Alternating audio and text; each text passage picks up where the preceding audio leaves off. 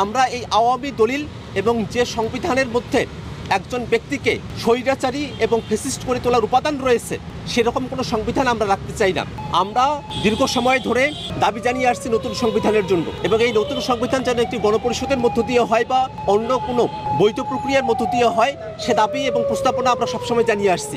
যে রাজনৈতিক দলগুলো শুধুমাত্র সংবিধান সংস্কারের কথা বলছেন, তাদের সঙ্গে আমরা এই জায়গায় একমত নই। আমরা তাদের কাছেও আহ্বান জানাই, নতুন বাংলাদেশে এই যে শহীদরা যারা হয়েছেন তাদের যে শপথ, সেই শপথকে যেন আমরা বাস্তবায়ন করতে পারি। বর্তমানে যে সংবিধান আছে সেই সংবিধানের দিকে যদি আমরা তাকাই, এর সজ্জা, এর গঠন, এটাকে দেখলে মনে হয় যেন এটা আওয়ামী লীগের কোনো দলিল।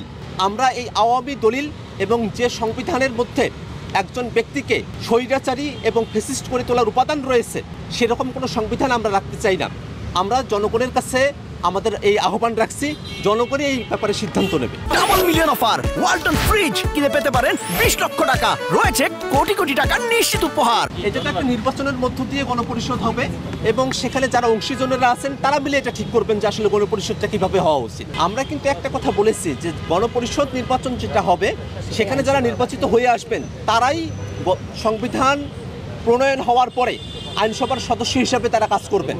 অতএব এখানে নতুন করে সংসদ নির্বাচনের যে কথাটা বলা হচ্ছে তার আর প্রয়োজনীয়তা থাকছে না। গণপরিষদের ক্ষেত্রে আমরা কোনো নির্দিষ্ট টাইম দেই নাই। আমরা বলেছি যে আপনারা যে সংস্কার প্রস্তাবগুলো পাচ্ছেন বিভিন্ন অংশীজনের কাছে, একটা খসড়া সরকারকে দেবে, এবং সেটা যেন শুধু সরকারকে না দেওয়া হয়, যারা অংশীজন আছে তাদের কাছেও দেওয়া হয় যে তাদের কথাগুলো কতটুকু রিফ্লেক্টেড হয়েছে, এবং তার ভিত্তিতে গণপরিষদ হোক। সেটা আমরা কোনো নির্দিষ্ট সময় বলি নাই, যতটুকু সময় লাগে, তবে সেটা যৌক্তিক সময় হতে হবে।